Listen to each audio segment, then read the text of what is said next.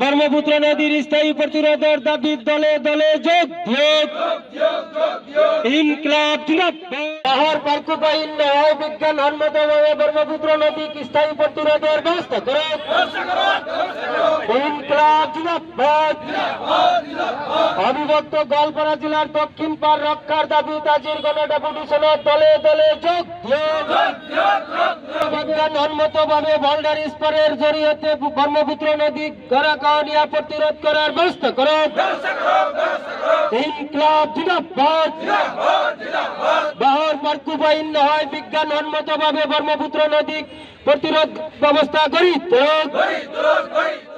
আপনারা জানে আমার গোয়ালপাড়া জেলার দক্ষিণ পাড় বিশেষ করে আমার মানে গোটাই রাজ্যত ভয়াবহ বানপানী হয়, প্রতি বছর গড়াখহনীয়া হয় গোটাই রাজ্যত।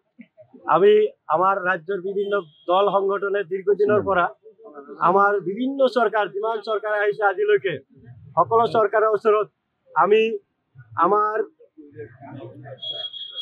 আমার যিমান সরকার আহিছে আমার ইমান দিনলৈকে এই সরকারসমূহক আমি বিভিন্ন দল সংগঠনে দাবি জনাই আহিছিলো যে আমার গড়াখহনীয়া আৰু বানপানী সমস্যা ৰাষ্ট্ৰীয় সমস্যা হিসাবে স্বীকৃতি দিয়াৰ সমাধানেৰ ব্যবস্থা কৰিব লাগে।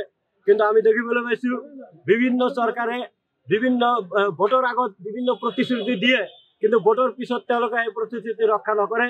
এনে পৰিস্থিতিত আজি আমাৰ ধুবুৰী জিলা আৰু গোৱালপাৰা জিলা আৰু দক্ষিণ চালৰ মানকাছৰা জিলাৰ দক্ষিণ পাৰে যি ব্ৰহ্মপুত্ৰ নদীৰ পাৰ আছে, এই নদীৰ পাৰ প্ৰতি বছৰ হাজাৰ হাজাৰ বিঘা মানুহৰ মাটি, ঘর বাড়ি, খেতি মাটি, বিভিন্ন স্কুল প্রতিষ্ঠান, বজার ব্রহ্মপুত্র নদী বিলীন হয়ে গৈছে। তাতে বহু পঞ্চায়েত সম্পূর্ণরূপে ব্রহ্মপুত্র নদী বিলীন হয়ে গৈছে।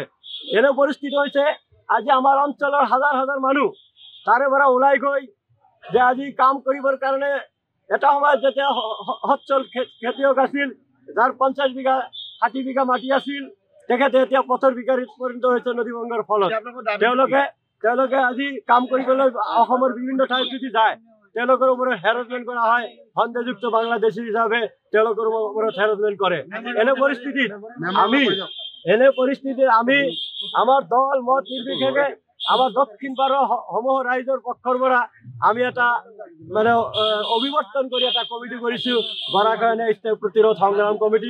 সেই সংগ্ৰাম কমিটিৰ পক্ষৰ পৰা আমি এটা আজি আমাৰ উপায়ুক্ত স্যাৰক এটা মেমোৰেন্ডাম দিয়াৰকে আয়ুক্ত স্যাৰক আমি এটা মেমোৰেন্ডাম অসমৰ মুখ্যমন্ত্ৰীলৈ আৰু আমাৰ অসমৰ জলসম্পদ মন্ত্ৰীলৈ প্ৰেৰণ কৰাৰ কাৰণে আমি ইয়াতে আহিছো।